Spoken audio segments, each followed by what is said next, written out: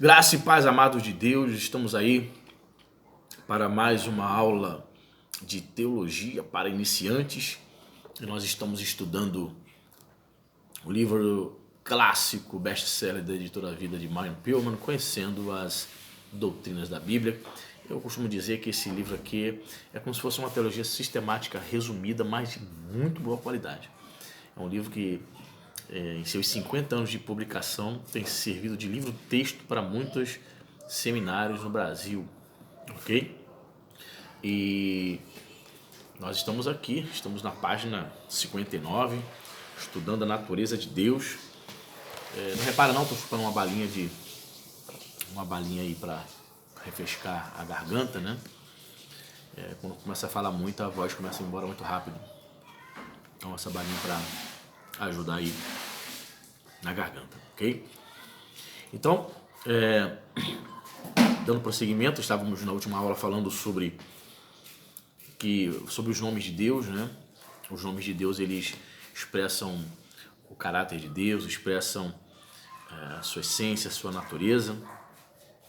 E vamos abordar aqui mais um nome, né? Mais um título, né? Falamos sobre Elohim, falamos no último vídeo sobre Jeová, e agora vamos falar sobre Adonai.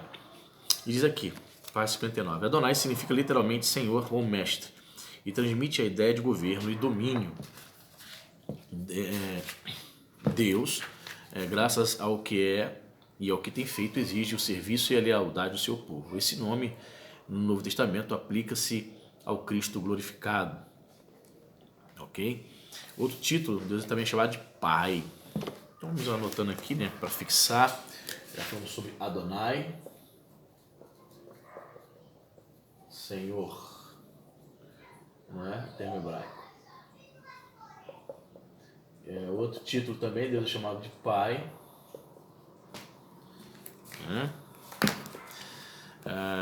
Pai emprega-se tanto no Antigo Testamento quanto no Novo Testamento. O significado mais amplo desse nome descreve a Deus como a fonte de todas as coisas e o Criador do homem, de maneira que no sentido referente à criação, todos podem se considerar geração de Deus. Todavia, esse relacionamento não garante a salvação. Somente aqueles que foram vivificados e receberam uma nova vida pelo seu Espírito são seus filhos, no sentido íntimo e salvífico deste termo. Então, João 1,12, você sabe, diz lá que Deus deu-lhes o poder de serem chamados filhos de Deus. Todo aquele que crê no Senhor Jesus, né? Então, passa a ser filho, né? Passa a ser adotado na família da fé. Então, todo filho de Deus vê Deus como o seu pai. Por quê? Porque nós fomos gerados por ele, somos seus filhos. Então ele é pai de todos aqueles que são pai de todos os nascidos dele. Ok?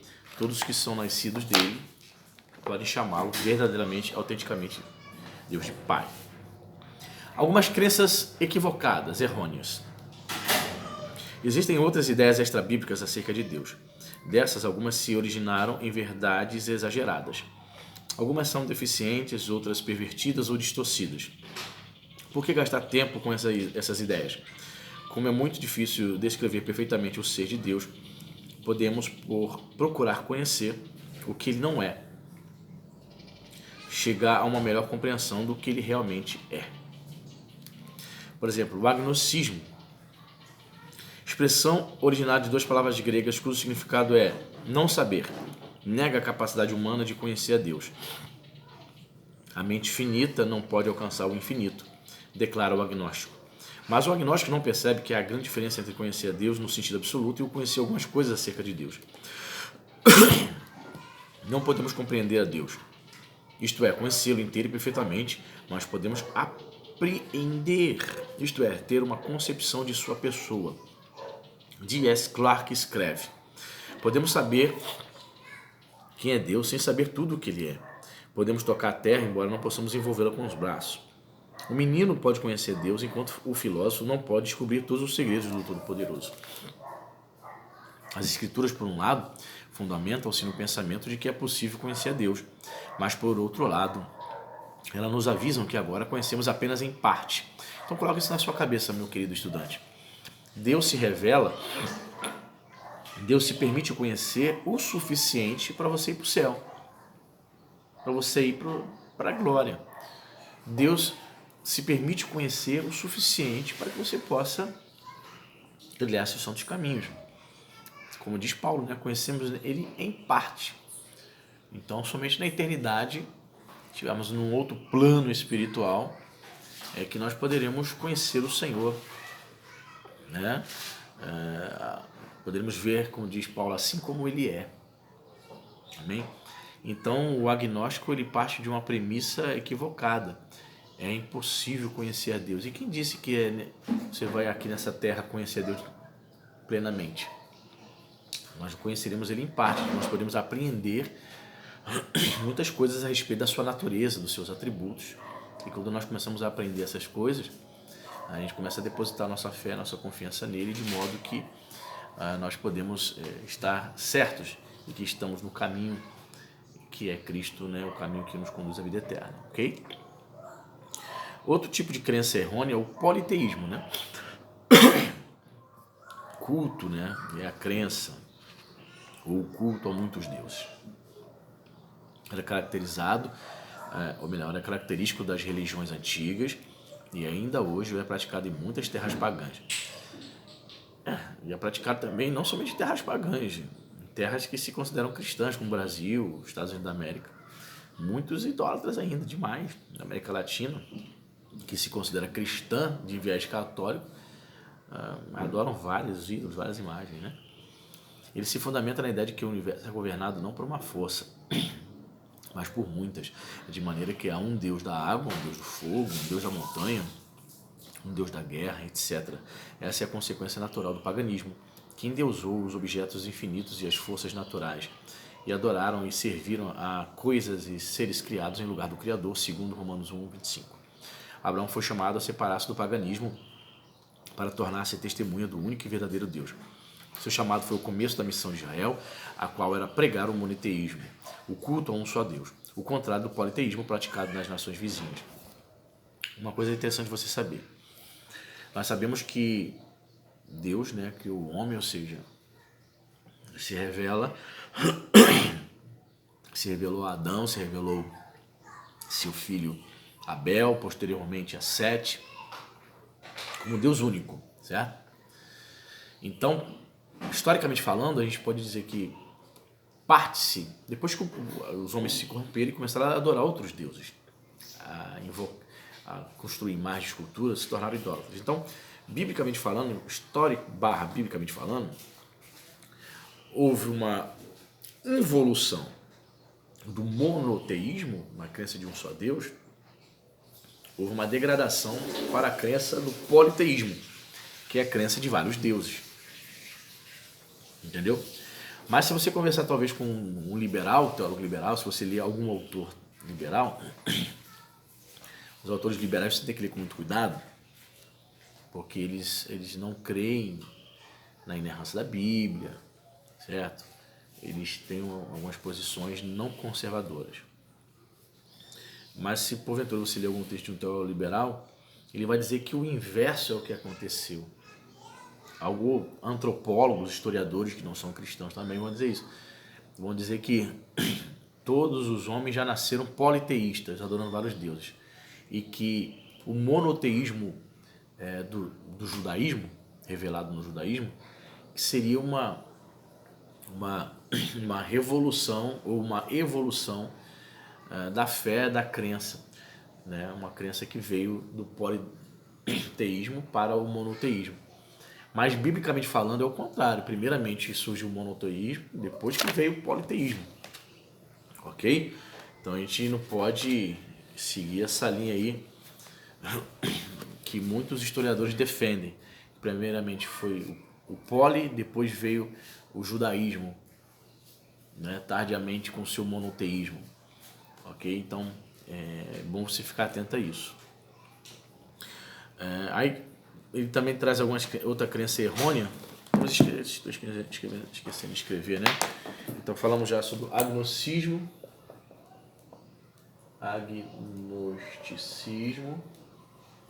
Diz que não é possível conhecer a Deus na sua totalidade.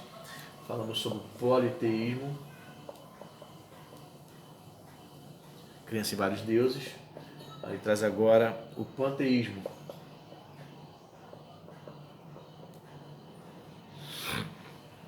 Proveniente de duas palavras gregas, cujo significado é tudo é Deus e Deus é tudo. Árvores, pedras, pássaros e animais, terra e água, répteis e homens, todos são declarados parte de Deus e Deus vive e expressa-se a si mesmo por meio das substâncias e forças, da mesma forma que a alma se expressa por meio do corpo. Como esse sistema se originou? O que está escrito em Romanos 1, do versículo 20 ao 23, desvenda esse mistério. Pode ser que na penumbra do passado, os filósofos pagãos, após perder de vista a Deus e expulsar do seu coração, tenham observado que era necessário achar alguma coisa que preenchesse esse lugar, uma vez que o homem procura sempre um objeto de culto. Para preencher o lugar de Deus, deve haver algo tão grande quanto o próprio Deus. Como Deus fora retirado do mundo, então por que não tornar o mundo Deus? Por esse raciocínio iniciou-se o culto às montanhas e às árvores e aos homens e aos animais e todas as forças da natureza. Você já ouviu essa expressão da nova era? Viva a mãe natureza! Pois é, panteísmo. Crenças equivocadas a respeito de Deus. Diz assim, à primeira vista, essa adoração da natureza pode parecer bonita, mas leva a uma conclusão absurda. Pois se a árvore, a flor, a estrela são Deus, logo também o devem ser o verme, o micróbio, o tigre e também o mais vil pecador. Uma conclusão absolutamente impensável. Olha só. Então, muitos adeptos aí da nova era, astrólogos, esotéricos, essa pessoa que gosta de cultuar pirâmides, duendes, viva a mãe natureza, geralmente esse pessoal é tudo panteísta. E o panteísmo é uma doutrina, uma falsa doutrina presente nas religiões do Oriente, principalmente no hinduísmo, né? Então é preciso ter muito cuidado, e essas ideias foram muito trazidas, né? Essas ideias, principalmente na década de 60 ali nos Estados Unidos, o movimento hippie, aderindo aí às doutrinas do Oriente, né? As variantes do hinduísmo, né? Então são doutrinas que contrariam claramente a palavra de Deus. Você não pode olhar para o sol e dizer: ah, Deus, olha que coisa linda, Deus é Deus. Você tem que dizer: olha, criação de Deus. Mas não adorar o sol, a estrela, se prostrar diante da lua, diante de uma árvore bonita, diante de uma cachoeira, como se ali fosse o próprio Deus. A criação é distinta do Criador, ok? Então tome muito cuidado com o panteísmo. Há muitos anos atrás, eu não me lembro detalhes desse filme, mas há muitos anos atrás eu vi um filme do James Cameron chamado Avatar, né? E ali explicitamente eles estavam ali apregoando o panteísmo. E quando eu assisti esse filme na época, eu vi ali o tempo todo a mensagem subliminar do panteísta. É isso que Hollywood quer impregnar na cabeça dos jovens, das pessoas que não conhecem, estão afastadas da palavra de Deus. Impregnar hedonismo, que é o amor pelos prazeres da vida, né, pelo mundanismo, e impregnar essas questões da nova era, né? Você sabe por que é chamado de nova era? Ah, o pessoal da nova era. Você sabe por quê? Não? Vou te explicar. Eles dizem, olha só o que eles mesmos dizem, essas pessoas, que de Cristo até hoje já se passaram o quê? 2000 anos, certo? Eles vão dizer que essa era é a era de peixes. Por quê? Não sei se você já viu, em muitas bíblias tem um símbolo de um peixe. Por que o peixe se tornou símbolo do cristianismo nos primórdios, né? Porque a palavra peixe em grego é a palavra chamada iktos, que era uma espécie de acróstico que significava Jesus Cristo, Senhor, Messias, Salvador. Então, os crentes, para se identificarem, eles usavam o símbolo peixe. Todo mundo já sabe, já sabiam que estava usando aquele símbolo do peixe era um cristão. Então o peixe passou a ser um símbolo do cristianismo, não somente por conta de passagens como uma pesca maravilhosa, mas por conta desse acróstico aí no grego que significa isso. Então muitas pessoas disseram o seguinte, os adeptos aí satanistas, e dizem: olha, a era de peixes acabou. Estamos implantando agora a era de aquário. Que aí vai entrar em muitas outras questões, né? a tentativa de preparação para apresentar o anticristo. Uma nova era. Jesus, o cristianismo e seus princípios estão sendo o quê? De todas as maneiras ridicularizados. Quem crê no cristianismo como ele é, para eles, são intolerantes, são homofóbicos, são ultrapassados, retrógrados, etc, etc. Muito cuidado. Então, você vai ver essa mensagem através da cultura. O cinema é cultura. Então, eles ali transmitem as suas mensagens daquilo que eles querem passar. E, geralmente são mensagens anticristãs. Às vezes essa mensagem anticristã é passada de maneira bem explícita, de outras maneiras de maneira implícita. E nesse filme Avatar, do James Cameron, que foi o mesmo diretor, por exemplo, de Titanic e filmes como O Exterminador do Futuro, James Cameron, ele bem sutilmente, ele prega o panteísmo, que é uma doutrina antibíblica. Aliás, James Cameron pertence à turminha de Hollywood progressista.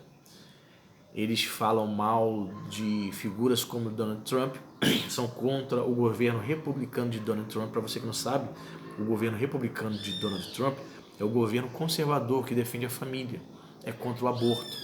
Os democratas, Bill Clinton, democrata, Barack Obama, democrata, Hillary Clinton, essa turma democrata, são chamados de progressistas, seriam os socialistas, adeptos de alguns conceitos socialistas comunistas de hoje em dia. Então eles usam esse nome bonito para enganar os incautos.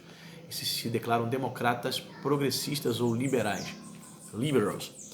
Então o que eles fazem? Em seus filmes eles apregoam a liberação das drogas, apregoam a questão do aborto. E o James Cameron pertence, a gente não sabe dessas coisas, né? James Cameron pertence a esse grupinho, Leonardo DiCaprio, Jim Carrey, ficam tweetando, falando mal do presidente, de todo aquele que é político conservador, que faz parte do Partido Republicano nos Estados Unidos. Então a gente precisa tomar muito cuidado. Artistas que a gente gosta, né?